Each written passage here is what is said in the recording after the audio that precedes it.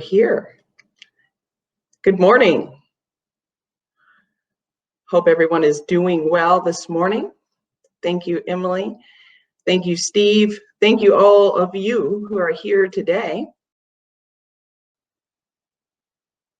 Well, this phrase, "you are the Red Cross," that might be a little presumptuous for us to say, because we're saying that everybody in the room is the Red Cross. And so that may be presumptuous because you may not know anything about the Red Cross, first and foremost. But this concept of the Red Cross is that neighbors help neighbors during times of disasters and in times of emergencies to recover, to respond. And so hopefully today, our goal today is that, first of all, we want your feedback about our programs. We want information from you as to what you think about the Red Cross. What do you think the Red Cross is? We want this to be a very interactive session, and we're going to ask questions. So hopefully you'll feel comfortable putting information in the chat box. We'd love to see your names. We'd love to see information going back and forth in the chat box. And so please feel free, put comments, put questions. We want this to be really interactive. And I know that Emily is bringing up our screen, and we're going to do some introductions in just a bit. But feel free, put your name in the chat box. I love seeing names here. So next slide, Emily. So as we say that we want the Red Cross to be in the community. We want you to be the Red Cross. We understand that maybe you don't know much about the Red Cross right now. And we've heard it said that the Red Cross is kind of a mystery. There's a lot of things that the Red Cross does, but maybe, people don't understand exactly what that is. Next slide. So with that in mind, we want to get a little discussion going today and talk about what do you already know about the Red Cross. So feel free to put it in the chat box. What have you heard about the Red Cross?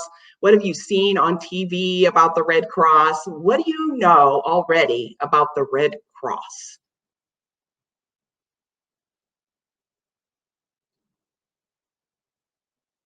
So give it a second in the chat. Get your juices flowing this morning, early on a Saturday morning. Give out smoke detectors to those that have old ones. Oh, so here's your trivia question for today. Anyone that knows, how old does a smoke alarm need to be before it's replaced?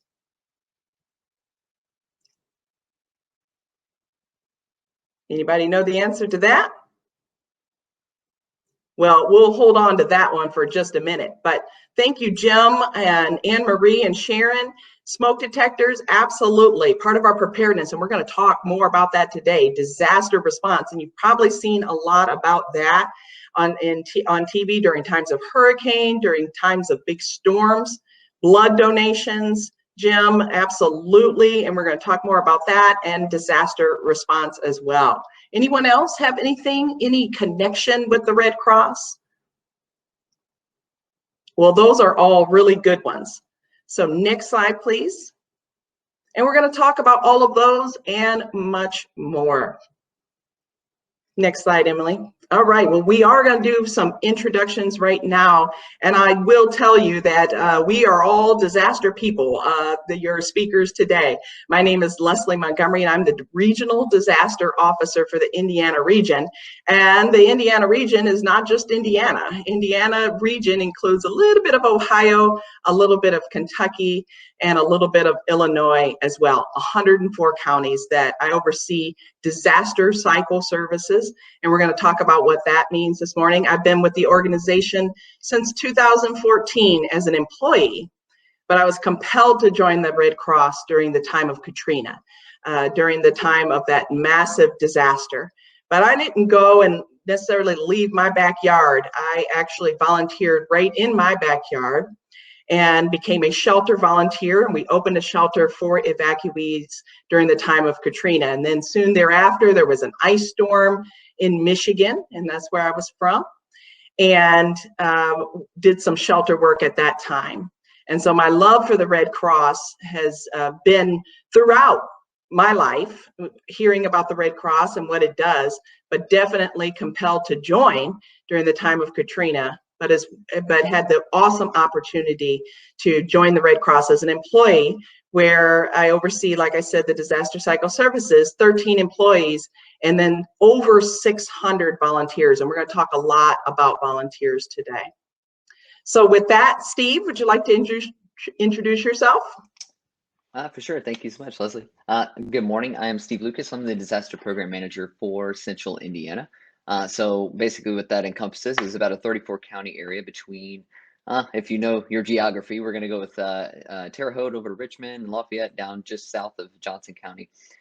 So with that, of course, I cover disaster cycle services for that area, which we're going to talk a lot more about. Just a bit of my story. I actually served 10.5 years in the Air Force. And so we're going to talk about that a little bit more in depth here in a little bit when it comes to service armed forces. But served there, and during that time, I actually became a volunteer with the Red Cross, beginning in California, and then moved over to Louisiana and stayed on with the Red Cross there as a disaster action team member as well as a duty officer. And then got the opportunity and the privilege to come here to Indiana and be an employee with the Indiana region, and have been here for about 2 years since, and super excited to share my experiences with you and talk a lot more about what we do as a Red Cross and, open that mystery a little bit. So, but with that, I'll kick it over to Emily. Emily. Yeah, thank you so much, Steve. So like Steve said, my name is Emily Plunkett. I'm currently serving with the Red Cross as an AmeriCorps Public Ally, and I'm very excited to be here. My work specifically, so I'm a disaster planning and technology. That's my technical name, but really I'm a community liaison for the Martindale-Brightwood area, which is the 46218 zip code here in Indianapolis, spanning from Andrew J. Brown over to Arlington Avenue, and then from 38th Street in the north down to about 16th Street in the south. So I've been working since September with the Red Cross, and it has been such a privilege and a pleasure to be here. I'm really excited to share with you today about recovery and that aspect of the disaster cycle. So thank you so much. Thank you, Emily. Thank you, Steve. Next slide. So we're going to talk a little bit about the big picture of the Red Cross, but we're certainly going to talk about disaster cycle services a lot. And we're going to also talk about how you can get involved. This concept of you are the Red Cross, you are the Red Cross in your community, and that's exactly what we want. We want neighbors helping neighbors during times of emergencies. Next slide. So, do you know the Red Cross? Well, hopefully we're going to give you a little bit of information about the Red Cross. Next slide. So you all named some of the programs already. You talked about disaster response. You talked about smoke alarms, which is our preparedness program, and that's within the disaster cycle. You talked about blood, and you heard Steve saying something about the disaster action team. And you'll often hear us say something about DAT. That's that acronym for the Disaster Action Team. Then you see on there something about pillowcase and training services. So there's so much to the Red Cross. And hopefully we're going to unravel that mystery today and share a little bit more. Next slide. So as we think about the Red Cross, and one of the things that I love about the Red Cross is our 7 fundamental principles. And that crosses all lines of the Red Cross and the Red Crescent movement. And you're going to hear more about that in a few minutes. But those 7 principles of humanity, impartiality, neutrality, independence, volunteer service, unity, and universality. So, I could probably spend all day and we could have a discussion together about all of these fundamental principles and how they play in. But the important thing to understand is that these fundamental principles are an expression of the Red Cross and the Red Crescent, their values and practices. The fundamental principles really guide us in our work. When we have to make decisions, and those principles guide us in all situations and all times. So, for example, that impartiality, not discriminating against anyone. not discriminating against anyone because of nationality, because of race or religious beliefs, class or political opinions. And so that impartiality piece is so very important. You're going to hear this theme over and over about volunteer service. It's a voluntary relief movement, not prompted in any manner by desire for personal gain. And as we think about this, the Red Cross is independent, and we must always remain so that we can remain impartial. So next slide, please.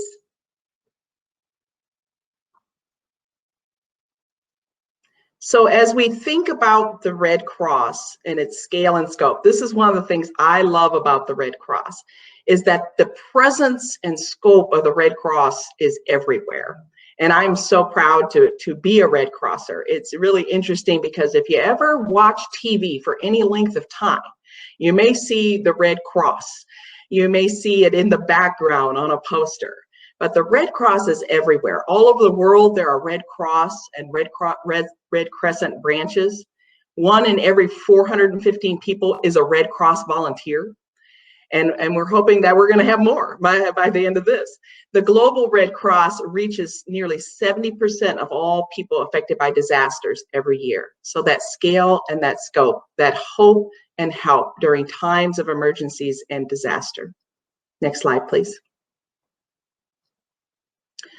So that mission of the American Red Cross, the American Red Cross prevents and alleviates human suffering in the face of emergencies by mobilizing the power of volunteers and the generosity of donors. So thinking about, again, volunteers, you're going to hear a lot about that. That's going to be a theme throughout here, that again, you are the Red Cross, and to be the Red Cross in your own community during times of emergencies and disasters.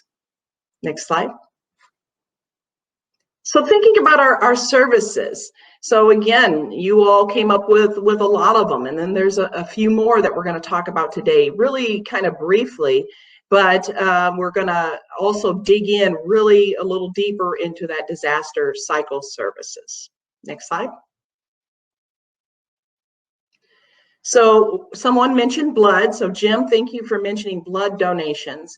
Blood donations, every 2 seconds, someone needs blood. 18,000 blood donations are needed every day. And the Red Cross provides about 40% of the nation's blood supply. So, and you're going to see in a moment through a video we're going to watch just how impactful those donations are. And then 18,000 people receive life-saving Red Cross training every day. CPR, first aid, lifeguarding, water safety, babysitting, and childcare, nurses' assistants. And so that training, those trainings that actually help to save lives. Next slide. So we wanted to share with you a video today that kind of wraps up and thinks about how the Red Cross and the impact of the Red Cross in the community through their services.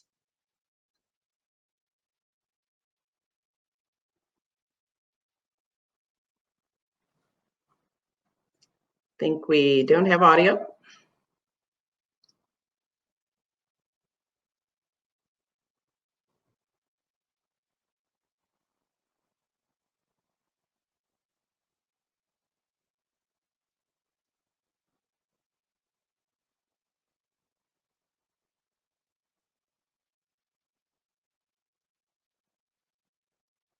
Having a little technical difficulty there, looks like. Anne-Marie, do you want to pull that up if you could? Okay, here we go.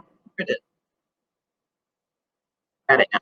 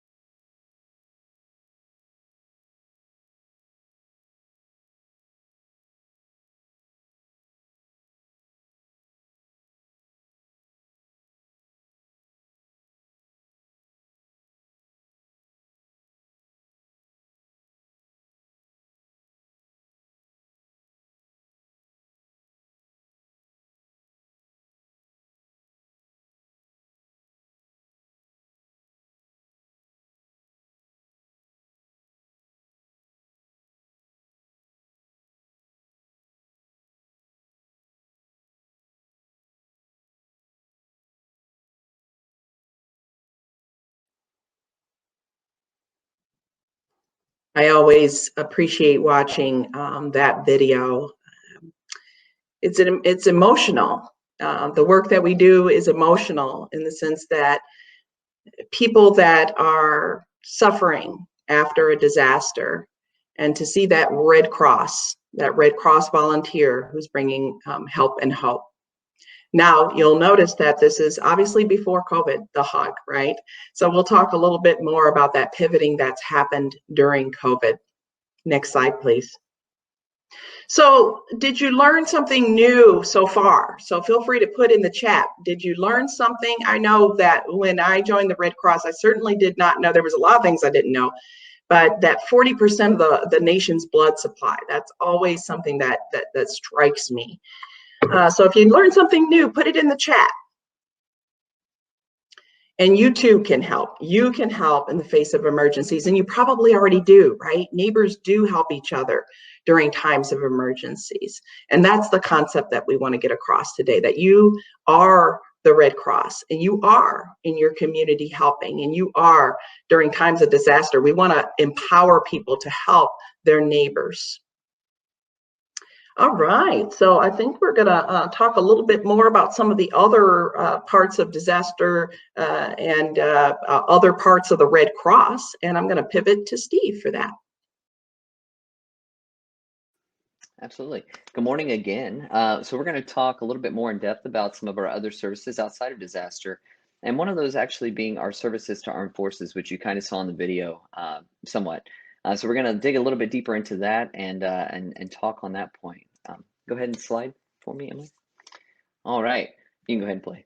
Thank you. So if you think of service armed forces, you know, people have emergencies at home, but if you're in the military, it's a little bit more difficult. So if you think of, you know, say that you're in the military, you get a call from your relative saying somebody's really sick. And so what you're going to do is you're going to call them, tell them to call the Red Cross. Well, the Red Cross is then going to call that doctor of your relative that may be in the hospital or maybe, you know, laid up somewhere, and the doctor will then call the military back and, or excuse me, call the Red Cross back, and the Red Cross is then going to call the military command. So what happens is that sets off a chain of events. And so that chain of command will then release you from service, which we'll talk a little bit more about how that works, but will release the military member from service. They get a plane ticket, not from us, but they get a plane ticket, you know, specifically to get home. And a lot of times the military services will help with that. And then once they're home, the ultimate goal of this program is to make sure that they get home to where they're able to be home with their relatives and with their family, and ultimately, you know, to be there for that relative that's in the hospital. And so I think it's a really great part of what a service armed forces, and that's just a very tiny piece of what service armed forces really does. However, the reason I tell you this is because I'm going to tell you a personal story about me and how this actually worked for me while I was in the Air Force. So once this, the video should stop here in a second. I actually thought that I was going to time it there for you guys, but so anyways, when I was in the Air Force, as I said before, I served 10.5 years in the United States Air Force. I got to go to a bunch of different locations, but when you first join the Air Force, and you can go ahead and slide for me, Emily. When you first join the military, actually, you go through boot camp. And a lot of people hear a lot of things about boot camp. You know, it's really hard, which it is, by the way. But you go through boot camp and you learn how the military works, what your chain of command looks like, what's expected of you. But you also learn about a lot of the resources that then become available to you. And that's a picture of me in the Middle East. I know I look like I know all my stuff. I really don't. I was scared out of my mind. But still, you know, I had to pose for the picture. So when you go into boot camp, they're telling you about resources that you have available to you, like the VA. You have, you know, different venues that you can use to do different things. One of the briefings, however, was about the Red Cross. And so when I was sitting through this briefing, of course, at that time, I wasn't taking it as seriously as I should have, because it would come back and I would remember that briefing very quickly in about a year from that time. So went through the briefing. They talked to us about exactly what I showed you that video is that if something were to happen to a family member, the one way that you get released from active duty, or not really released, but released out of your station to go home, is through the Red Cross. And I'm like, the Red Cross does that? It totally blew me away. But about a year later, my uncle actually had he had a lung replaced, and so they gave him about 6 years or so, but he actually did 10, and he was not doing really well. So my family called me and told me, well, your uncle's not doing well. We need you to come home. And I was like, well, I think you called the Red Cross. And I was like, hold on, let me double check. And I went and talked to my command, and there's like, yeah, they haven't called the Red Cross. And not even, I would say 4 hours later, I was getting orders releasing me out of my station to go home. And so unfortunately, I didn't make it home in time to see my uncle before he passed. But at the same time, just having that service is paramount to military members, to active duty members. And it means a lot to them to be able to get home. Not only do we get to go home, for things like, deaths in the family or super emergencies, but even I've seen it for pregnancies or something like that. And, if somebody's deployed overseas, the Red Cross is there to send them home. So the way that we do that is we're actually the only organization, the only non-government organization that has the ability or the congressional charter to be able to do that. There's no other organization in the entire country that can send, something to a command of a military member and get them released from duty. So it's actually really, really cool.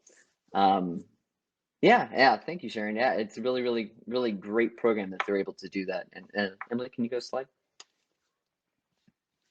Alrighty. So we're going to dig a little bit more into what SAF does. For me, I think that's probably the coolest, as you can imagine, probably one of the coolest things that they do. But they also are able to help out with veterans. So not only active duty, but they help out with veterans as well. So one of the things that SAF is really, really known for within the community here within Indianapolis and other communities around the country is that they will do what's called stand downs. And stand downs are actually where they will make resiliency efforts available to veterans. Unfortunately, suicide rates are very high in veterans in the community, very, very high. And so, that's due to a lot of different reasons, but at the same time, SAF is there to help them, to give them a sense of community. As you can imagine, being in a military unit, you're very used to camaraderie. When you leave that, it's very hard for some people to come back from that. So they kind of get the sense of having that stand down and being around other members from the military. So it could be Air Force, Marines, Army, all of them come together. We're all one brotherhood, sisterhood, and make sure that we're each other to make sure it's good and resilient, and making sure that they have that sense of community. So some of the other things that SAF does, we actually have SAF offices on, I think, let me make sure, 36 overseas locations. And then we also have 147 sites that we serve within the medical facilities on the bases. And the reason for that is so when somebody's going overseas or deploying, they will actually talk with that member before and after. And the reason they do that is, number one, to make sure that they know the resources available to them before they're leaving, and is also to let them know if there is something that happens, they have that program available to them. Then when they come back, they make sure that they have resources and their family has resources available to them, mental health or anything else like that they could help out with in that way. Another thing that SAF is known for is they actually run the international relations part of the Red Cross as well. That's another function of that group within the Red Cross. So with that, you actually saw that in the video as well, where if somebody is overseas and say that they were separated either by war or they were separated by time, they will actually work with the International Federation of the Red Cross and say that I came from, I don't know, let's make up a country, we'll say Ukraine. And I came here 50 years ago, and I know my sister is still in Ukraine. Well, I haven't talked to her in 20 years. I have no idea where she is. I can actually call the Red Cross. We will work with the International Federation of the Red Cross and locate the sister and actually have contact. We will physically have somebody walk up to her and then have her contact the person in the States and connect them back. So it's a really, really cool program that they're able to do, along with what we call missing maps as well. And that's where we create maps. Not everywhere in the world actually has maps, contrary to belief.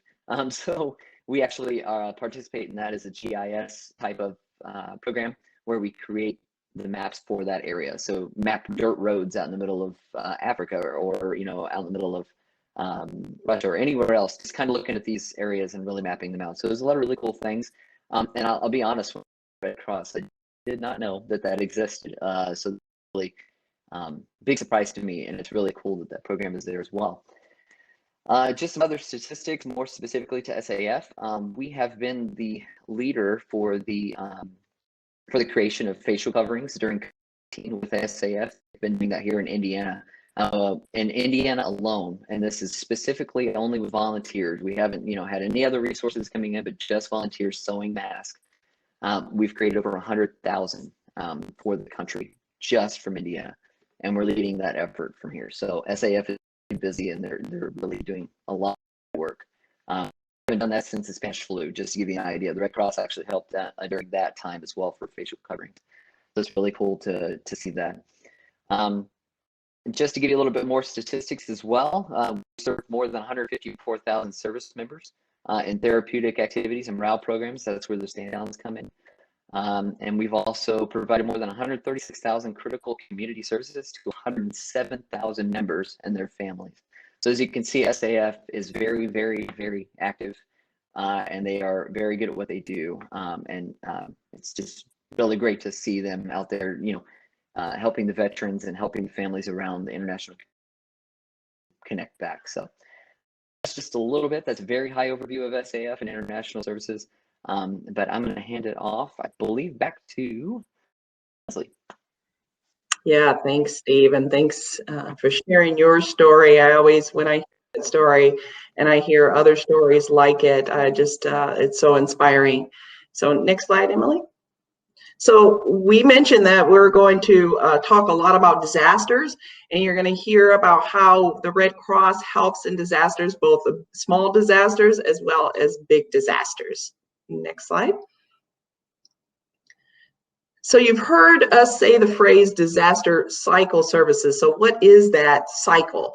So that preparedness piece, getting ready in advance of an emergency, and then respond, assisting our neighbors and community during times of disaster, and then recovery, develop plans for next steps. So I'm going to talk a little bit about prepare, Steve's going to talk about respond, and then Emily is going to talk about recovery. And so here we really want your feedback. We want your comments here, because preparation and readiness in a community for it is so important before a disaster occurs. And so my question for you today is, what kind of disasters do you think could happen in your community? If you could put that in the chat box. What kind of disasters could happen at any given moment within your community, or even what have been some of the disasters that have occurred in your community?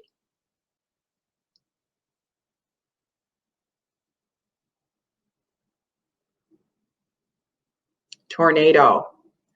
Absolutely. Tornado, fires, floods. We said water damage, but floods, that's a big risk in Indiana. And I understand that I was not here. So I moved here about a year and a half ago. But in 2008, I understand there was a pretty significant flood, like the 1,000-year flood. Certainly tornadoes, pandemics, absolutely. And we're going to talk more about that when we talk about recovery. And so fires, and we're going to talk a lot about fires when we talk about response, because we as the Red Cross in the Indiana region respond to fires every single day. Building collapse, absolutely. Other kind of disasters like cars going into homes. There's all types of disasters. One that hasn't been mentioned yet that is pretty significant is active shooter situations.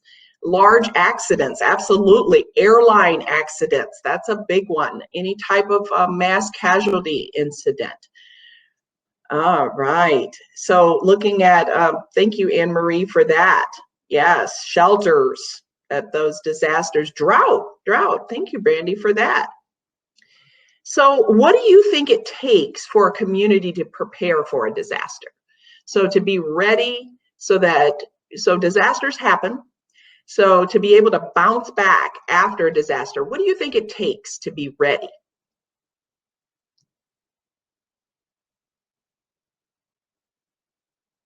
And you can go to the next slide, Emily.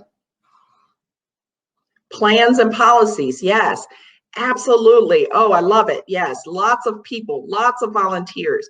So plans and policies, so agencies and groups having plans and policies, having volunteers, logistical setup. There is so much, much, much to do to be ready. And when you think money, Sharon says money, absolutely. It takes money to do all of those things, right? And so one of the things that, as you say money, Sharon, I think this is so important because we think about sometimes organizations being ready, but also people being ready to have to evacuate their home personally. What do they take with them? If they had to be shelter in place for a long period of time, what kind of supplies would they need?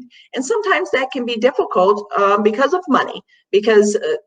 So working with organizations, working together as a community to think about how can we be ready during a time of disaster and how can we help one another. And that go bag is so incredibly important, thinking about where would I go and what would I take? If I had to leave my home right now, what would I do? Evacuation plans. That's so very important. And it's so very important as it relates to if you have any sort of medications, disabilities, anything like that, knowing how you're going to function in a new environment.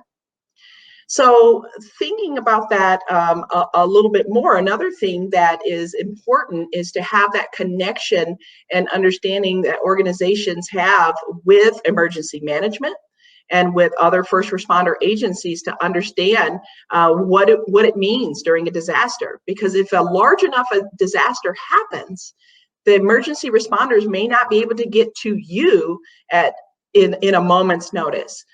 There's priorities that happen. So how does the community take care of one another? So that's really, really important. And that's something that we want your feedback about. That's something that we want communities to come together to talk about. So as we think about you being the Red Cross, you can do that at any time. Have these conversations within your communities. So as we think about our Prepare programs, our Red Cross programs, I just want to hit on a couple. So the Red Cross has youth preparedness programs, one called Pillowcase, and that is thinking about evacuation. If children had to leave their home, have a pillowcase, what do they take with them? But also, how do they cope when bad things happen? What kind of skills do they need to be able to cope? And we have another one for younger kids called Pedro. And that's, again, some fire safety and preparedness information. And then we have community preparedness programs, which is, again, very similar. What do you do to prepare for a disaster? What do you need to take with you if you had to evacuate? And then our smoke alarm program. And that is something that our teams really love because we know that smoke alarms save lives. And in Indiana alone, we have had 35 verified lives saved. And what does that mean? That means that there was a fire that we installed a smoke alarm in a home. There was a subsequent fire and people got out from it. And so we verify those lives saved, 35 in Indiana. And I'll tell you, that is such a wonderful thought to know that we've saved someone's life, an aunt or an uncle or a mother, father, child gets to live their life because of the work of the Red Cross.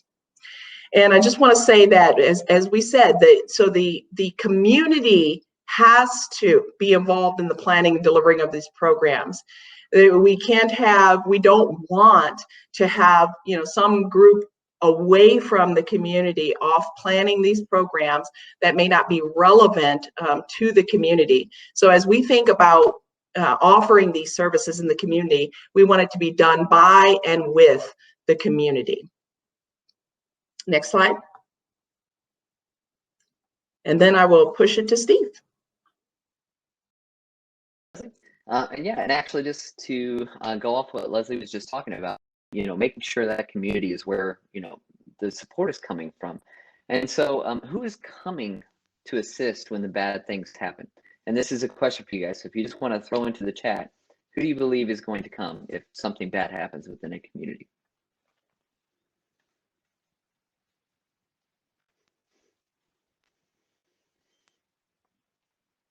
And I'll give it a few more seconds.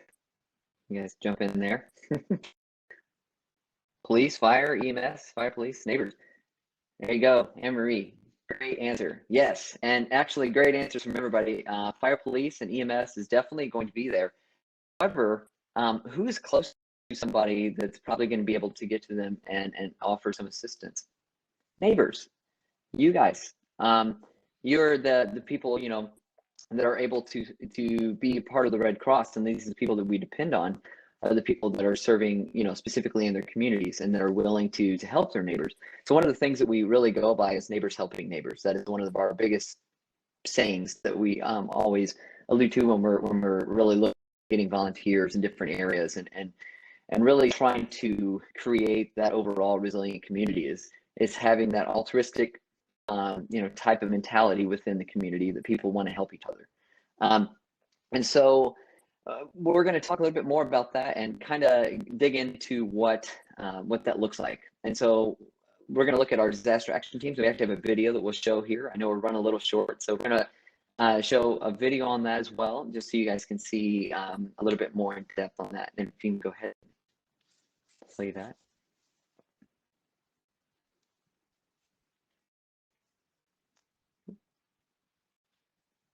I don't know what happened. Technical difficulty. And we're going to shut our cameras off so you guys can see it as well.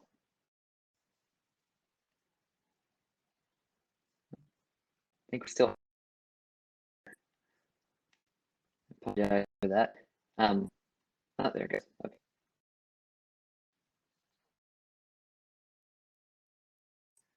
Alrighty. So that's just to give you a little idea of what the disaster action team is. Go ahead and hit slide, Emily.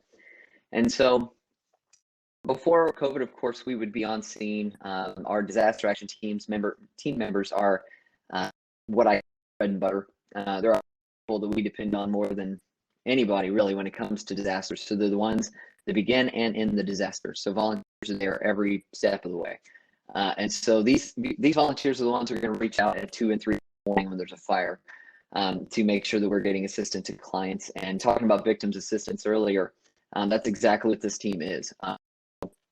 We're working with the client to identify, I am working with the fire department to identify, number one, how bad is the house? Is it livable? Is it unlivable? Is it power cut? Is the house on? You know, different things just really are playing into what that looks like. These volunteers have the biggest hearts by far, and out of anybody that I've met in a long time. You know, they're great people. They will drop everything they have just to go talk to the clients to make sure that they have that assistance that they need. And so with COVID, as he was saying, it's been a little bit different. Of course, we're now doing everything virtually. However, we have a lot of new software that we're able to do that, and we've learned things about how we're able to respond through this time, which has been really neat. And I'm going to go a little bit quicker only because we're out of time, but I do want to make sure that you guys know, you know, when it comes to the larger disasters, we are still reliant on people just like you to go out there and be willing to go to these large. So when you see on TV the Red Cross vests walking around, these are all volunteers.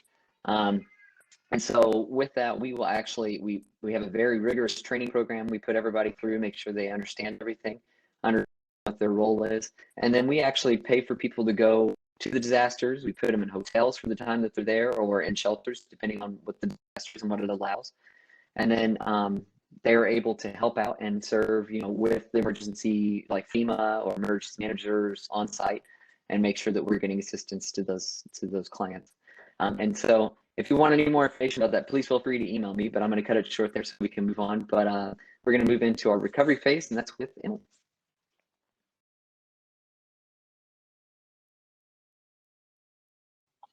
All right, hello everyone. So after the third phase of disaster cycle services with the Red Cross is recovery. So after the bad thing happens, after the disaster happens and there's that initial response, communities have to work to get to a new normal, and they face a lot of questions in doing so. You know, where are we going to live? How are we going to support ourselves? How are supply chains going to work if it was a massive disaster? And this is a complex process. You know, a lot of times after an initial disaster, people think immediately, like, what can I do different in the future? What can I do to prevent these impacts? And so because of this, the process with recovery with the Red Cross happens as soon as possible after the response phase. And that line, that delineation between the two is often pretty blurry. Due to the complexity of this phase, the Red Cross process is then standard. It's scalable based on the size and the impact of the disaster. And it's a collaborative process between affected individuals, families, community organizations, businesses, and governments. And the Red Cross works with these with these different organizations and individuals to meet the unique needs, their unique needs after a disaster. And these look different. Recovery phase looks different for a smaller disaster like a home fire versus a larger disaster, say, the flooding incident in Indiana had years ago, or the recent hurricanes we've seen, or the wildfires out west. So for a smaller disaster, say like that home fire, it may involve connecting affected individuals and families to resources in the community. Red Cross volunteers are trained as caseworkers to that end to help individuals identify their needs and to create a plan to recover. After a larger disaster, that is still the case. There's still that individualized work with caseworkers, but there's also that larger scale collaboration with governments and community organizations and businesses that are affected. In the recovery process, there is also a natural connection back to preparedness, bringing us full circle in disaster cycle services. When the effects are still fresh, like I mentioned before, thinking about what you can do differently in the future is then an act of preparedness for the next disaster. So in my descriptions here, I've kind of talked about physical disasters, but we are living through a disaster right now with the COVID-19 pandemic. And it's had economic impacts, it's had emotional impacts, it's had physical impacts on all of us. We've all been working to not only respond to this disaster, but to get to our new normals.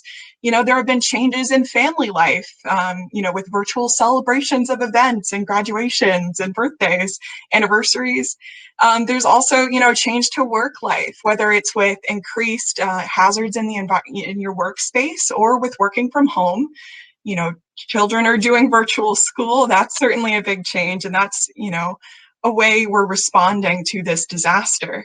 And in this process, the Red Cross has been working to help us get to the recovery phase. What does life look like after, hopefully COVID-19 is done? What does that look like for us? And the Red Cross has developed several programs. So like Steve mentioned before, we've made quite a few masks here in Indiana, which is very exciting. But we've also helped communities get to that recovery phase. And one part of that is our COVID-19 vaccine community conversations. So those are happening specifically in, marginalized communities that have faced historical, issues when it comes to medicine and vaccines specifically. And so we're working to hear those concerns and address them and make sure people can make informed decisions about whether or not to take the vaccine. We've also developed a series of resources in our virtual family assistance center. And these are to support families, like mine who faced a pandemic-related loss, providing them with resources so they can work to recover. And obviously losses are hard and grief is not, it doesn't have a timeline precisely, but these resources then help families who have been affected. And it's really been exciting to be a part of that. So this kind of wraps up disaster cycle services. And now we're going to move into how you can help, how you are the Red Cross and you can be involved in our mission. I'm going to pass it back to Leslie.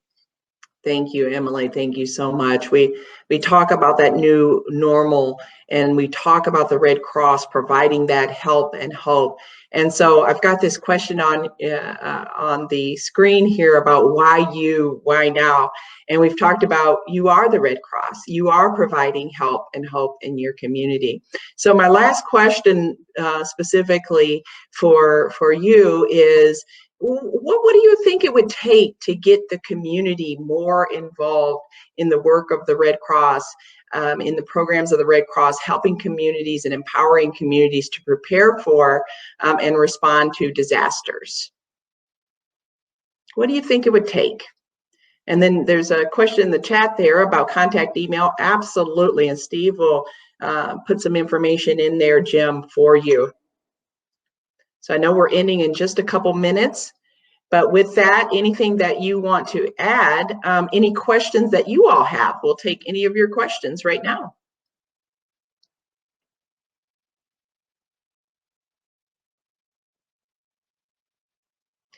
So as Jim mentioned, signing up to be a volunteer, absolutely. You can go to redcross.org, and Steve put that information, but Steve, he's a very responsive guy, let me tell you. Emily is too. So we're all happy to answer any questions that you have or just to talk.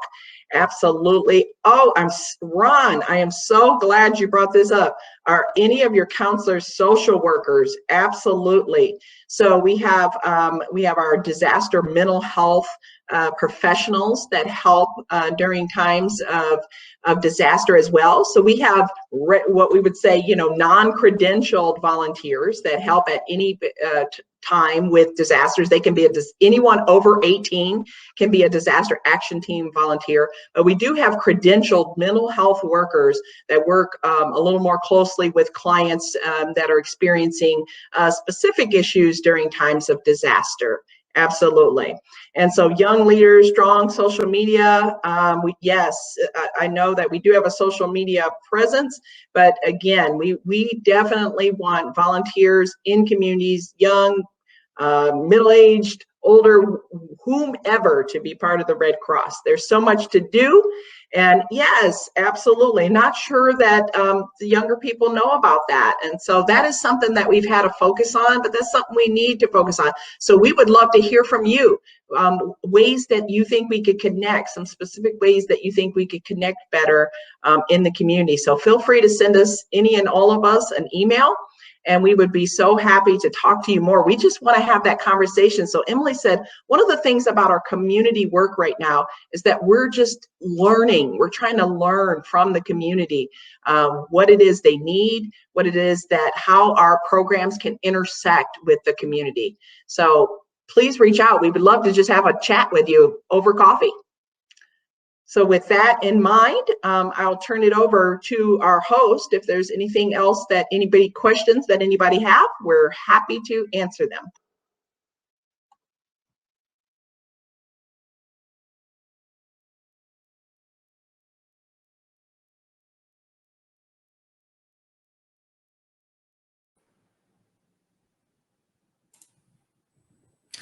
Thank you, everybody, for joining us today. And thank you so much for sharing about the incredible breadth of work that the Red Cross does in our city and state and around the world. We do need to wrap up this session right now. And so folks can click on the Red Cross logo to get to your next session. And please be sure to take note of opportunities to volunteer and email addresses to reach out to Emily, Leslie, and Steve. And thank you so much for sharing so much with us today. Thank you all. We very much appreciate the opportunity. Thank you so much for coming. We appreciate it. Thanks so much, everyone. Thank you. And we will see you all soon.